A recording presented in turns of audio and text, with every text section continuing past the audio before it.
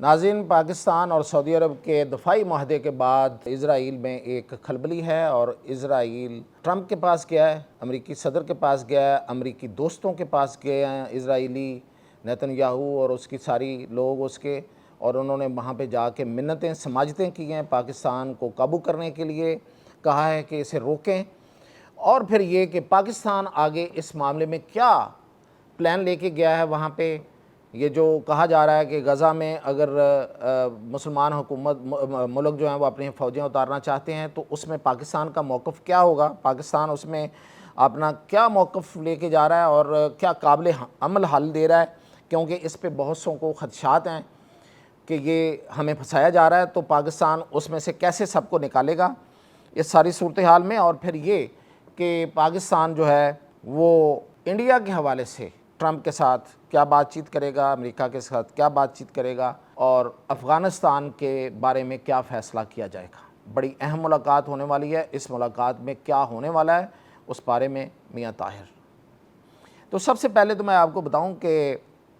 پاکستان نے یہ جو ملاقات ہونے جا رہی ہے اس میں سب سے پہلے جو مدعا رکھا جائے گا وہ رکھا جائے گا بھارت کا، اور ٹرمپ کو کہا جائے گا کہ آپ نے صلح کرائی تھی، آپ نے گارنٹی دی تھی، آپ نے ضمانت دی تھی کہ بھارت جو ہے وہ دو طرفہ معاملات پہ بیٹھ کے بات کرے گا اور آپ دور بیٹھ کے اس کی ثالثی کریں گے، بیچ میں بے شک نہ بیٹھیں، لیکن بھارت اس طرف نہیں آ رہا۔ اب اس میں جو سب سے بڑا ایشو ہے وہ مسئلہ کشمیر ہے اور ہمارا جو سندھ طاس معاہدہ ہے، تو اس پہ بھارت نے چونکہ اب تک وعدے کے باوجود، اور وعدہ اس نے امریکہ سے کیا تھا، صدر ٹرمپ سے کیا تھا، تو اب تک اس نے کوئی اس میں سرگرمی نہیں دکھائی اور وہ ان مذاکرات کی طرف نہیں آ رہا۔ پاکستان اور بھارت کے درمیان سیز فائر ضرور موجود ہے، لیکن جو اس سے بات آگے بڑھنی تھی، جہاں پہ جس پوائنٹ پہ سیز فائر ہوا تھا اس سے آگے بات نہیں چل سکی، تو ٹرمپ صاحب آپ اس میں اب آئیں اور اس معاملے کو آگے چلائیں اور کشمیر پہ مذاکرات کروائیں، سندھ طاس معاہدے پہ مذاکرات کروائیں، اور پھر باقی چیزیں جو ہیں ان پہ بھی بات چیت ہونی چاہیے، تو اس پہ آپ اپنی ذمہ داری پوری کریں۔ صدر ٹرمپ کو ان کا وعدہ یاد کرایا جائے گا اور صدر ٹرمپ بھارت پر زور دیں گے اس کے نتیجے میں، اور اگر بھارت نہیں مانتا تو میں آج آپ کو بتا رہا ہوں وہ اور سختی کرے گا، اتنی سختی کرے گا کہ بھارت کی جو ہنرمند لوگ ہیں، جو پڑھے لکھے لوگ ہیں، ان کا امریکہ اور یورپ کی طرف جانا ناممکن ہوتا چلا جائے گا، اور پھر یہ ہے کہ بھارت پر مزید ٹیرف لگائے گا ٹرمپ اپنی اس بات کو منوانے کے لیے، اور اگر بھارت پھر نہیں مانے گا تو پھر بھارت کے اندر تحریک شروع ہوگی اور لوگ اس مودی کو نکالیں گے۔ اس مودی کو اب پاکستان کے ایجنڈے پہ نکالا جائے گا کہ اس نے اب بھی وہاں پہ بات چل رہی ہے کہ مودی نے بھارت کو تنہا کر دیا اور پاکستان جو ہے وہ پوری دنیا کی آنکھوں کا تارا بنا ہوا ہے۔ یہ اس وقت پورے انڈیا میں یہ بات جو ہے وہ وسیع پیمانے میں ڈسکس ہو رہی ہے، اور اب جب بھارتیوں پہ سخت وقت آئے گا امریکہ کی وجہ سے، جبکہ امریکہ کی یہ بات نہیں مانے گا، تو مزید اس پہ وہاں پہ انتشار پھیلے گا اور افراتفری ہوگی اور اس مودی کو نکالا جائے گا۔ دوسری بات جو وہاں پہ ہوگی وہ ہوگی پاکستان باگرام ایئر بیس کے حوالے سے، یعنی کہ افغانستان کے اندر جو ایئر بیس امریکہ کی ایئر بیس ہے جس کو امریکہ دوبارہ حاصل کرنا چاہتا ہے۔ امریکہ کی ایئر بیس سچ نہیں ہے، دراصل یہ ایک ایئر بیس ہے، ملٹری اڈا ہے جسے روس نے بنایا تھا اور امریکہ اس میں بعد میں آ گیا اور اس نے آ کے اس کو زیادہ مضبوط کیا، زیر زمین اس کو لے گیا، اب وہ دوبارہ حاصل کرنا چاہتا ہے اور وہ چاہتا ہے کہ وہاں آئے، جو بھی اس کے عزائم ہے۔ اس نے تو کہا ہے کہ میں چین پہ نظر رکھنے کے لیے آ رہا ہوں، اور ہم یہ سمجھتے ہیں کہ وہ پاکستان پہ نظر رکھنے کے لیے آ رہا ہے، تو سو بسم اللہ، پاکستان اس معاملے پہ بالکل کوئی ہیزیٹیشن نہیں دکھائے گا، کوئی کمزوری نہیں دکھائے گا، کوئی منت نہیں ہوگی، کوئی ترلا نہیں ہوگا کہ آپ ادھر نہ آئیں، بلکہ کہا جائے گا کہ آپ آئیں اور اس ایئر بیس کو سنبھالیں، تاکہ دہشت گردی کہا گیا ہے، ہمارا موقف کیا ہے کہ دہشت گردی کے خلاف جنگ جو ہے اس کو مل کے لڑتے ہیں، کیونکہ یہ سب کے لیے، آپ کے لیے بھی خطرہ، ہمارے لیے بھی خطرہ ہے، اور آپ کی وجہ سے یہ بنے یہ لوگ۔ طالبان کو ہم تو نہیں لے کے آئے نا، امریکہ ساتھ لے کے آیا، امریکہ نے ان کو حکومت دی تھی جب امریکہ کو یہاں سے شکست ہوئی تھی، تو یہ ٹرمپ کو پتا ہے کہ اس سے پہلے بھی یہاں سے شکست ہوئی تھی، اس لیے کہ اس نے پاکستان کو اس معاملے میں ساتھ نہیں ملایا تھا، پاکستان کو پیچھے کر دیا تھا، اور خود وہ افغانستان میں فتح حاصل اکیلے کرنا چاہ رہا تھا۔ پاکستان پیچھے ہٹا، امریکہ کی ایسی کی تیسی ہو گئی اور امریکہ کو یہاں سے بھاگنا پڑا، دم دبا کے بھاگنا پڑا، اپنی عزت بچا کے، عزت بھی نہیں بچی۔ اب اسے پتا ہے کہ اب اگر وہ پاکستان کو پیچھے رکھ کے دوبارہ کوئی حرکت کرے گا تو یہاں پھر مار کھائے گا۔ یہ میں آپ کو اندر کی بات بتا رہا ہوں، یہ اس کو احساس ہے اس بات کا، اور ٹرمپ کو خاص طور پہ احساس ہے، کیونکہ یہ جو پچھلی دفعہ ٹرمپ کے دور میں یہ سب کچھ ہوا تھا۔ اب پاکستان اس میں کوئی ان کو، ہاں پاکستان یہ ضرور کہے گا کہ جناب دیکھیں یہ آپ کی بنائے ہوئے یہ لوگ ہیں، یہ طالبان ہیں، یہ جو داعش ہے، یہ جو ISIS ہے، یہ جو القاعدہ ہے، یہ آپ کی ہے، آئیں ہم آپ کے ساتھ ہیں، مل کے ان کو ختم کرتے ہیں۔ تو یہ بات ہوگی۔ تو اب میں آپ کو اگلی بات بتا رہا ہوں، یہ میں بتا رہا ہوں کہ امریکہ آئے یا نہ آئے، طالبان نہیں ہے افغانستان۔ اب طالبان کی کہانی ختم، اور اس بار اگر طالبان گئے تو گئے، ہمیشہ کے لیے گئے، کیونکہ اس بار تو ان کو پناہ دینے والا پاکستان بھی نہیں ہوگا،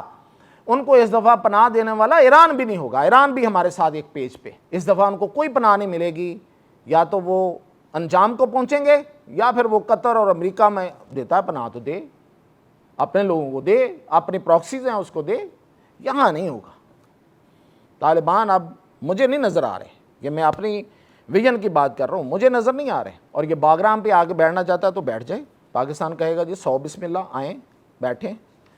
آپ وہاں سسٹین کر لیں، ہمیں کوئی اعتراض نہیں ہے۔ تو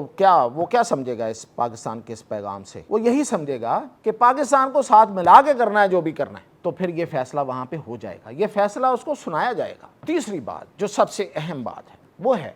کہ پاکستان یہ جو ابھی ٹرمپ نے آفر کی ہے کہ مسلم ممالک کی افواج آئیں اور وہاں پہ آگے حماس کے حوالے سے کوئی کنٹرول سنبھالیں اور کریں، اس پہ بہت سے تجزیہ کاروں کا اور جو درد دل رکھنے والے ہیں ان کا ایک خیال ہے، وہ یہ ہے کہ یہ ایک ٹریپ ہے۔ دراصل یہ مسلمان ملکوں کو بیوقوف بنایا جا رہا ہے، تو پاکستان اس سے نکلنے کا حل لے کے آ چکا ہے۔ پاکستان اب یہ کہے گا کہ ٹھیک ہے ہم آنے کو تیار ہیں، لیکن انڈر دا امبریلا آف اقوام متحدہ، یونائٹڈ نیشنز، اقوام متحدہ کی ایک امن فورس ہے، ہم اس کے تحت آنا چاہتے ہیں، ہم آ جائیں گے۔ اس میں نہ امریکہ کا اثر رسوخ ہوگا، نہ اس میں اسرائیل ہوگا، ہم اقوام متحدہ کے ماتحت ہوں گے، آئیں، سارے ایگری کرتے ہیں، سارے مسلمان ملک جو ہیں وہ اس میں اپنی فوجیں شیئر کریں، ہم لیڈ کریں گے۔ اگر آپ کہتے ہیں تو پاکستان لیڈ کر لے گا، کیونکہ پہلے بھی دنیا بھر میں جہاں جہاں امن فورسز ہیں وہاں پہ پاکستان جو ہے وہ سب سے زیادہ اس کی فورسز موجود ہیں۔ پاکستان نے دنیا کے امن کے لیے سب سے زیادہ اپنی فوجیں بھیجی ہیں ہمیشہ، اور اپنا اہم کردار، اور اس کو مانتا ہے، پورا اقوام متحدہ مانتا ہے۔ تو پاکستان کہے گا کہ ٹھیک ہے آئیں، اقوام متحدہ کے تحت ہم اپنی فوجیں بھیجنے کو تیار ہیں، ہم وہاں کا امن کروا دیتے ہیں۔ تو یہ بات جو ہے یہ پھر اسرائیل کا سارا بنا بنایا کھیل ختم ہو جائے گا، وہ سارا ٹریپ ختم ہو جائے گا۔ اور اگلی بات یہ ہے کہ اسرائیل جو منتیں کر رہا ہے اس وقت کہ پاکستان اور سعودی عرب کا اتحاد جو ہے وہ اس کے لیے بڑا خطرناک ہے، اب وہ امریکہ کے اندر بیٹھ کے یہ کوشش کر رہا ہے کہ اس اتحاد کو یا تو ویک کروایا جائے، یا سعودی عرب کو نیوٹرلائز کیا جائے، یا پھر پاکستان کو کہا جائے کہ وہ ہاتھ ہولا رکھے۔ پاکستان کا ایک ہی موقف ہے، اور وہ یہ ہے کہ ایک تو فلسطین کے مسئلے کا حل 2 ریاستی حل ہے، اس پہ بیٹھے بات کریں، کوئی ابراہیم ایکٹ نہیں ہے، کوئی ابراہیمی معاہدہ نہیں ہے، فلسطین اپنے ظلم کا ہاتھ روکے، غزہ میں اقوام متحدہ کے تحت فوجیں آئیں، ہم لیڈ کریں گے۔ اور پاکستان یہ کہے گا کہ مسجد اقصیٰ مسلمانوں کی مسجد ہے، مسلمانوں کے حوالے کی جائے، یروشلم کو انٹرنیشنل سٹی قرار دیا جائے۔ یہ پاکستان کا 2 ٹوک موقف ہے، اور یہ موقف جو ہے وہ پاکستان اپنا منوانے کی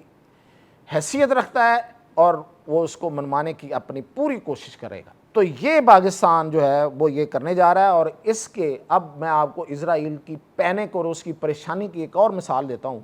کہ جس طریقے سے اس کا جو پڑا ہوا سسٹم ہے، امریکہ کے سسٹم کے اندر جو یہودیوں کا لگایا ہوا جگہ جگہ پہ جو ڈائنامائٹس ٹائپ ایک سسٹم ہے، ہر جگہ انہوں نے بام لگائے ہوئے ہیں۔ بام کا مطلب یہ ہے کہ ہر جگہ انہوں نے ڈسٹربنس کریٹ کی ہوئی ہے۔ وہ یہ ہے کہ اقوام متحدہ کی 3 تقریروں میں انہوں نے آواز بند کی، اردوان کی، اس کی